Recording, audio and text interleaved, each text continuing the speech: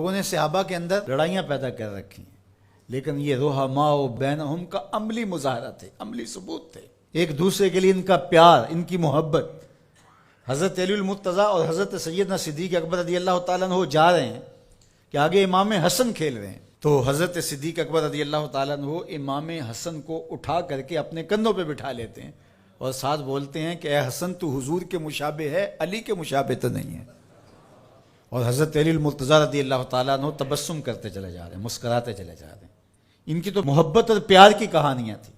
تو کہ نہ شناسی خفی راز جلی ہوشیار باش، اے گرفتار ابو بکر و علی ہوشیار باش۔ اقبال نے کہا تو خفی اور جلی کو نہیں جانتا، جو باریک جال بچھائے گئے ہیں سازشوں کے تو ان سے آگاہ نہیں ہے۔ ابو بکر و علی کو آپس میں مقابل کھڑے کرنے والے سوچ یہ اسلام کے خلاف گہری سازش ہے۔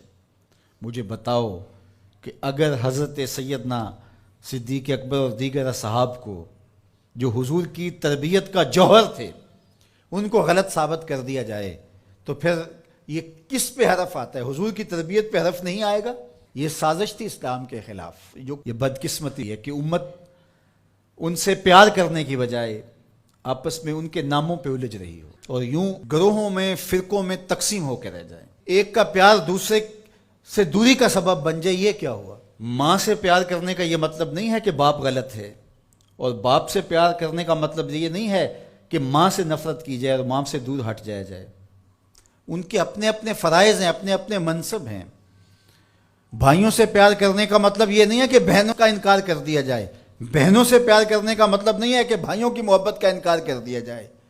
اہل بیت کی محبت کا قطعاً یہ معنی نہیں ہے کہ صحابہ پر سب و شتم کیا جائے، اور صحابہ سے محبت کا معیار یہ نہیں ہے کہ اہل بیت کا نام سن کے چیں بجبی ہو جائیں اور چہرے کا جو ہے وہ رنگ بگڑ جائے۔ ہم صحابہ کو بھی مانتے ہیں، اہل بیت کو بھی مانتے ہیں، اس لیے کہ یہ دونوں مشکات نبوت سے پھوٹنے والی کرنیں ہیں۔ یہ حضور علیہ السلام کے فیضان کا عکس ہیں، اور صحابہ میں اور اہل بیت میں آپس میں منافات نہیں تھی۔ تو یہ تو رحماء بینہم کا عملی ثبوت تھے، عملی روپ تھے، لیکن ہم ان کے اندر منافات کھڑی کر دی اور ان کو دو الگ خانوں میں بانٹ دیا۔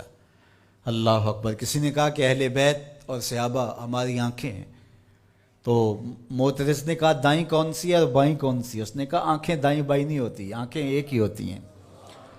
تو ان کی محبت ہمارا ایمان ہے، کیونکہ محبتوں کا مرکز ذات رسالت مآب صلی اللہ علیہ وسلم۔ پھر وہاں سے جس کو بھی حضور سے تعلق ہوگا وہ محبت اس سے پیدا ہو جائے گی۔ یار محبوب تو محبوب رہا، اللہ نے ان گھوڑوں کی قسمیں کی ہیں جو محبوب کے غلاموں سے جڑ گئے۔ قرآن اٹھائیے، وَالْعَادِيَاتِ دَبْحًا فَالْمُورِيَاتِ قَدْحًا فَالْمُغِيرَاتِ صُبْحًا فَأَثَرْنَ بِهِ نَقْعًا فَوَسَطْنَ بِهِ جَمْعًا۔ محبوب تیری ہی نہیں، تیرے غلاموں کی نہیں، تیرے غلاموں کے گھوڑوں کے پاؤں سے لگی ہوئی کھریوں کے ٹکرانے سے، پتھروں سے جو شرارے نکلتے ہیں، میں خدا ان شراروں کی بھی قسم کرتا ہوں۔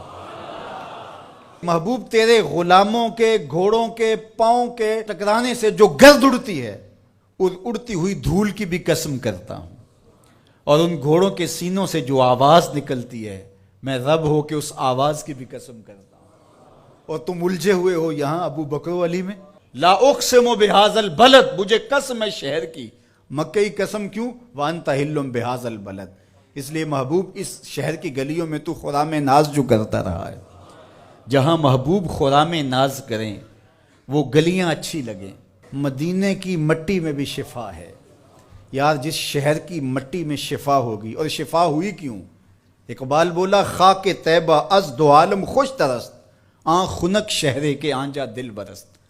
کہا کہ اس مٹی میں شفا اس لیے پیدا ہوئی کہ یہاں قدم حضور کے لگے، تو وہ ذرے خاک کے بھی شفا بن گئے۔ جن ذروں کو حضور کے شہر سے نسبت ہو گئی تو جس کو جگر کا ٹکڑا کہا، اور جو مزار کا بھی ساتھی اور غار کا بھی ساتھی ہے، تو ان کی عظمت کیا؟ ہم ہوتے کون ہیں کہ ہم جو ہے وہ ان کی عظمتوں کو تولنے بیٹھ جائیں؟ ہماری اوقات، ہماری حیثیت کیا ہے کہ ہم ان کی جو ہے وہ عظمتوں پر بات کریں، جن کی عظمتوں کو سمجھنا ہمارے بس کا روگ ہی نہیں ہے۔ ہمارے لیے اتنا کافی ہے کہ حضور کی آل کو بھی سلام، حضور کے اصحاب کو بھی سلام، اور ان کے لیے دلوں میں معمولی سا غبار اور میل بھی جو ہے وہ ایمان کی پونجی لٹ جاتی ہے.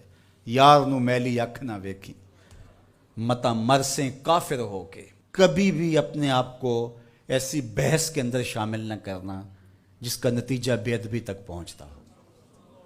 سارا دین حضور کی محبت کا نام ہے، سارا دین ادب کا نام ہے.